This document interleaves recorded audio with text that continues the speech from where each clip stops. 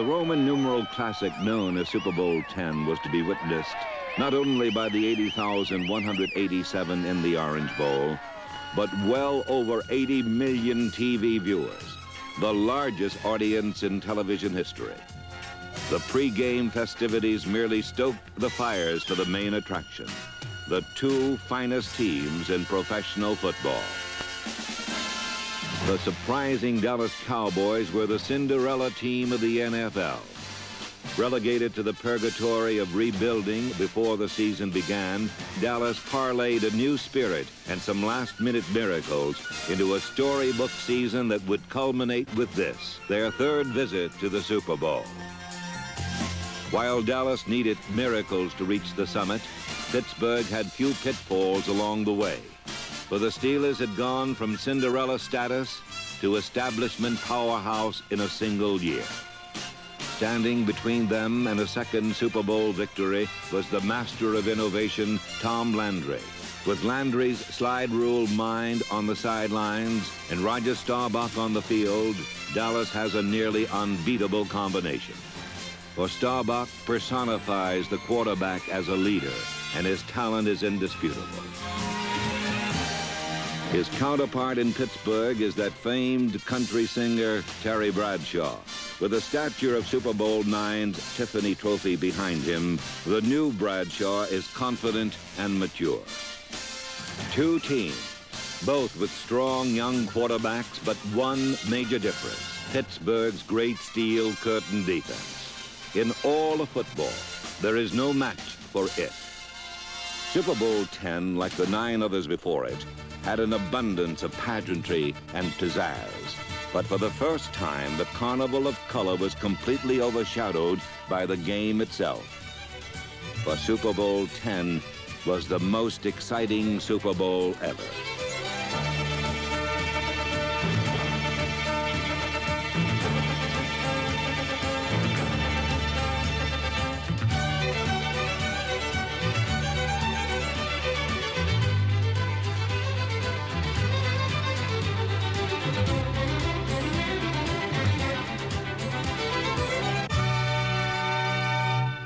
Statue of Liberty is heads. This is tails. He's going to flip it in the air.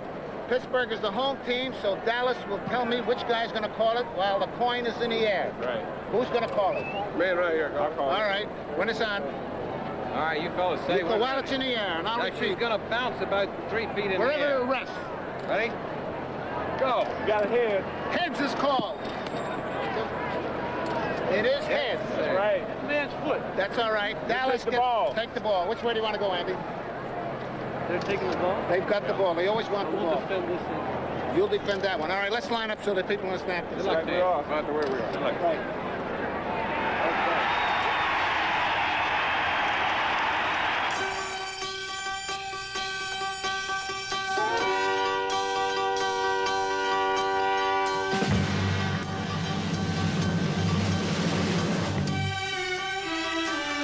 The tempo of the game was set from the start.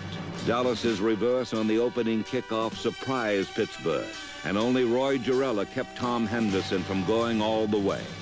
But the little kicker paid a big price.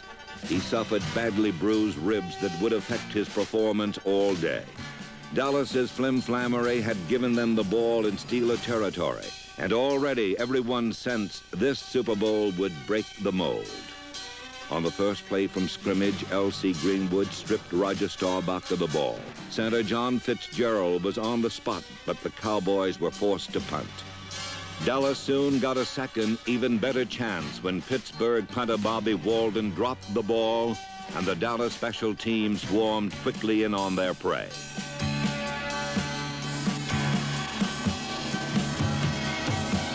This scene was etched indelibly on the mind of Chuck Noll, for Pittsburgh's poor kicking game was something that would haunt him all afternoon. On the very next play from the Pittsburgh 29, the Cowboys' multiple movement created confusion in the Steeler defense. Staubach's play fake and Dallas's decoys cleared the middle. Drew Pearson filled the void, gathered in a perfect pass from Jolly Roger, and was free.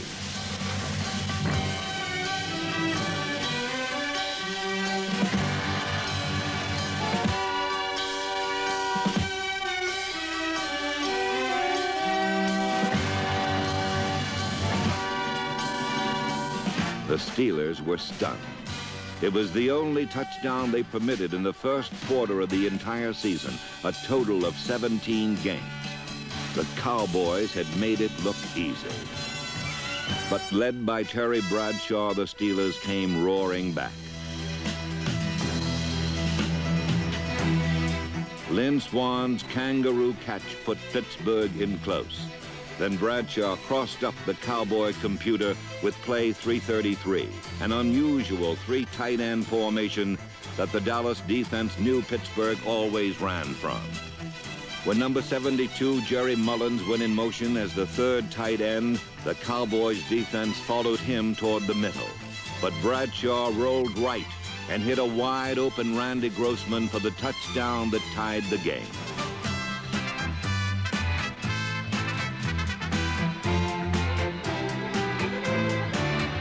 Each team had fooled the other for a score, but Dallas had another surprise in store that frustrated Pittsburgh's defense. Their running game didn't figure to dent the steel curtain, but now using traps and draws, the Cowboys' no-name offensive backs drove downfield. They amassed 42 yards, nearly 3 times as much in one series as the Minnesota Vikings gained on the ground for all of Super Bowl IX. Finally, the Dallas running stalled, and forced to pass on 3rd and long, Roger Staubach had a close brush with disaster. Glenn Edwards' near miss of a coast-to-coast interception gave Dallas another chance, this time for 3 points on Tony Frisch's field goal. Dallas had moved the ball against proud Pittsburgh on 2 consecutive series and now led the Steelers 10-7.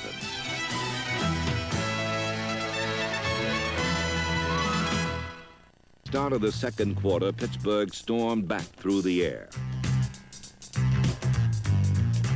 John Stallworth failed to hold onto a catch Dallas thought they had recovered, but the pass was ruled complete. An uncharacteristically emotional Tom Landry needn't have worried, however, for when Pittsburgh gambled to go for a 4th and 2 from the Dallas 36, All-Pro safety Cliff Harris stepped to the fore. The team's leading hitman, Harris taunted Pittsburgh all day. His intimidation tactics paid off when Franco Harris, of all people, took his eyes off a perfect pass. For the doomsday defense and pugnacious Cliff Harris, stopping Franco was the key to Super Bowl X. And they stopped him nearly every time he touched the ball.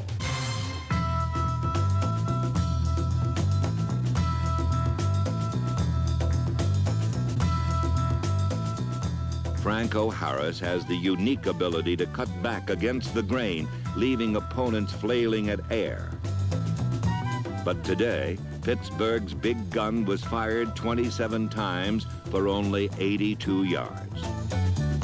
Harris never got outside all day. But while Doomsday erected a tombstone for Franco, they completely missed the target in Terry Bradshaw and the Pittsburgh passing attack.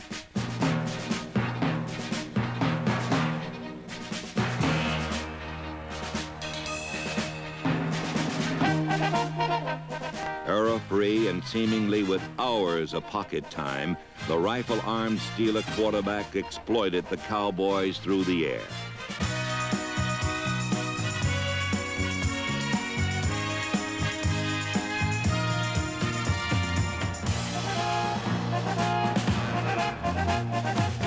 Lynn Swann's levitating leap was one of the great catches in football history. Though Swann, who would later be named the game's most valuable player, literally rose to the occasion on the 53-yard pass, Pittsburgh moved no further and looked to Roy Gerela to put the points on the scoreboard that would tie the game.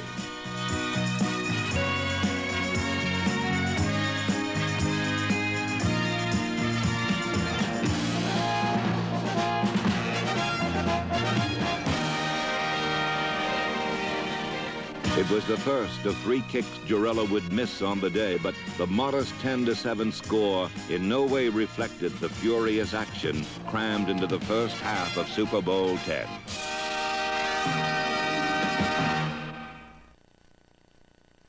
Third quarter, another Jurella miss was vital to the outcome of the game. Cliff Harris celebrated the kicker's misfortunes with glee, but number 58, Jack Lambert, quickly came to the rescue. Though Jurella's nemesis was spirited away from danger, the damage was done. Lambert, who many feel stands as the successor to Dick Butkus as the most fearsome defensive player in football, later said, "No one can be allowed to intimidate us. We're supposed to be the intimidators." Lambert used the incident to psych himself to an even higher level of rage. With Joe Green injured, Jack Lambert became the new symbol of Steeler muscle, sifting and rooting through blockers until he found the ball carrier. And Jack Lambert found them 14 times in Super Bowl 10.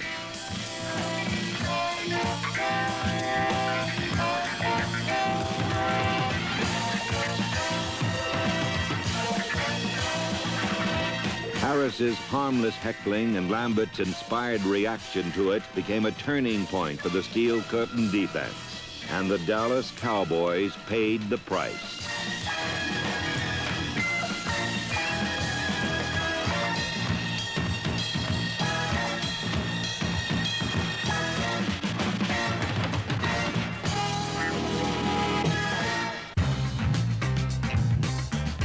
In the second half, the Pittsburgh defense jammed the shotgun and reduced it to a squirt, setting a Super Bowl record 7 sacks as a Niagara of gold and black poured down on Roger Staubach.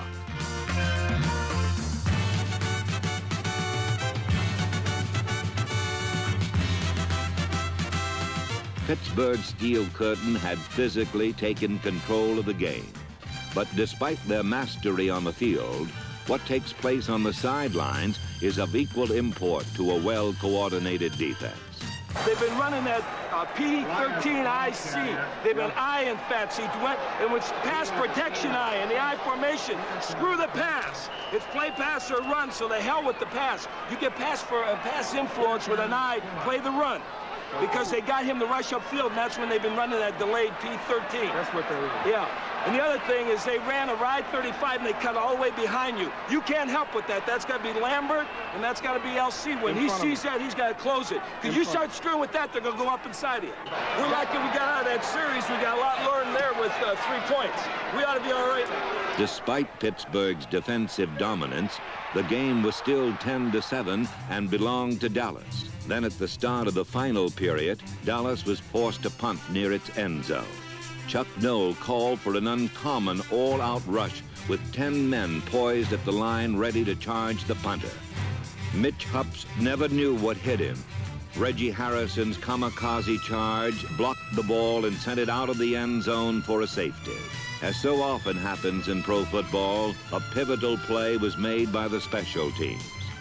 Pittsburgh now trailed Dallas by a single point.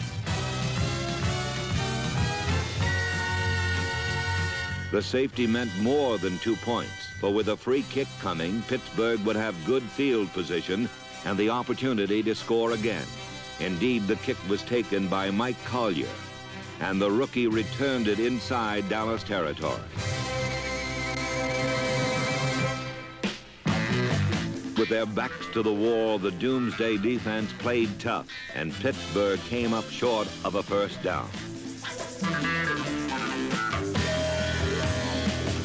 The Steelers' fate was once more riding on the foot of Roy Jurella, whose aching ribs and bruised psyche did not engender much confidence at this juncture of the game. But the kick was true, and Jurella made certain his nemesis, Cliff Harris, was aware of it. More importantly, the Pittsburgh Steelers had taken the lead for the first time in Super Bowl 10. After the field goal, a great individual effort by safety Mike Wagner, number 23, stunned Dallas.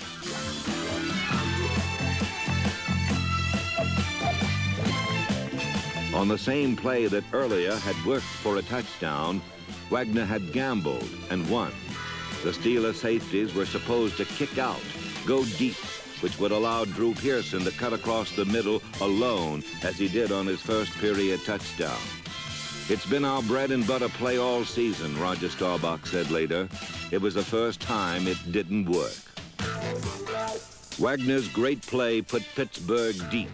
But on 3rd and goal, with the Dallas defense backed up on their own 1-yard line, the Steelers were stopped short of a touchdown again. Franco Harris recovered his own fumble, but Pittsburgh had missed a golden opportunity to put the game away. Roy Girella was called upon for a chip shot, and his kick was good. But Dallas was only 5 points behind, with plenty of time left in Super Bowl X.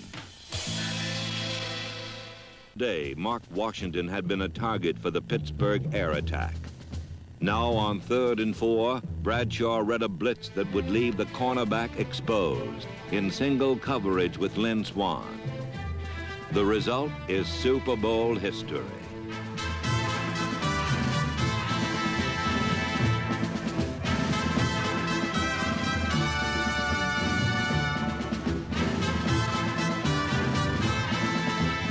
The 64-yard touchdown pass had seemingly put the game out of reach.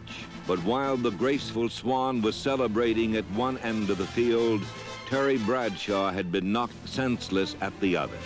On the touchdown play, Tom Landry, trying to change the course of the game, had called an all-out blitz. D.D. Lewis, number 50, was the first man in but missed. And then with 2 more Cowboys bearing down, Bradshaw stood his ground and let fly. Accounts of the game report Cliff Harris hit Bradshaw, but it was number 63, tackle Larry Cole, who leveled him. One look at Cole and D.D. Lewis tells all you need to know about the results of the play. Terry Bradshaw left the field with a concussion, but he left a hero. Under his leadership, Pittsburgh had 4 scores in the space of 8 minutes, and ahead now by 11 points with only 3 minutes left. The Steelers appeared to have Super Bowl X salted away.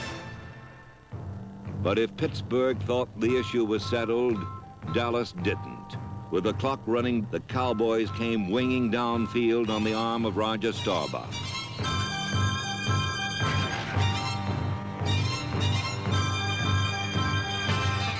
Staubach is a former naval officer who never gives up the ship. Against impossible odds, he took his team 80 yards on 4 passes to the touchdown that brought Dallas to within 4 points of the Steelers.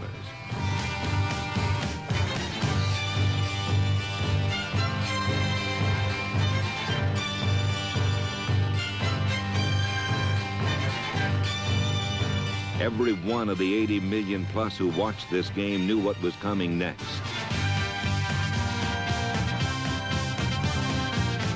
Number 72 tackle Jerry Mullins successfully fielded the onside kick, and the Pittsburgh offense, now led by Terry Hanratty, tried to run out the clock. Pittsburgh gained only a single yard in 3 tries. Now, with 1:28 showing, the Steelers were faced with 4th and 9. Here, Chuck Noll made a controversial decision. Everyone expected Pittsburgh to punt, but knowing Dallas had already used up their timeouts, Noll disdained the punt and ran the ball again.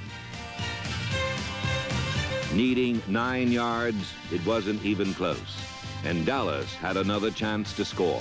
No one, not even Noll's own players, understood his decision, but it was born from Pittsburgh's punting problems. Walden had dropped 1 punt and nearly had 2 others blocked earlier in the game. Noll had no confidence in his kicking game, and rather than risk the punt, left the issue up to his great defense. It came down to Roger Staubach versus the Steel Curtain defense for one final round. Visions of the Minnesota Miracle flashed through the minds of Dallas fans everywhere. Staubach threw short to former Steeler Preston Pearson, who inexplicably turned toward the middle rather than get out of bounds to stop the clock. Now into Pittsburgh real estate, disaster nearly occurred.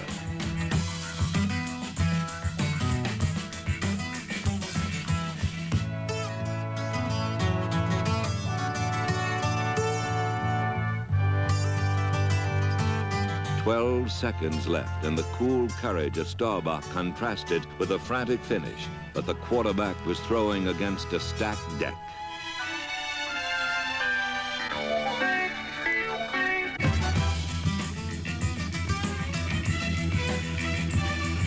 Three seconds left. Time for one last play in the Super Bowl 10. One last chance for the Cowboys to complete their impossible dream.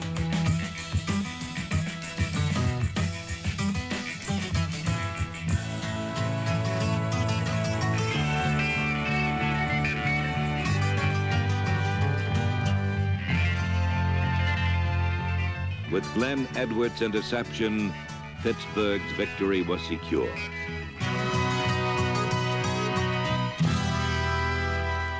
From the opening kickoff to the final gun, Super Bowl 10 had more fireworks than any bicentennial celebration could possibly match. Chuck Noll joined Don Shula and Vince Lombardi as the only coaches to win the Super Bowl twice. The Pittsburgh Steelers now ranked with Green Bay and Miami as one of the great teams in pro football history. The Dallas Dream fell just 4 points short, but as Mel Renfro said, we have no regrets. We played as well as we possibly could. For the Steelers who won and the Cowboys who almost did, both could be proud to be part of the greatest Super Bowl ever played.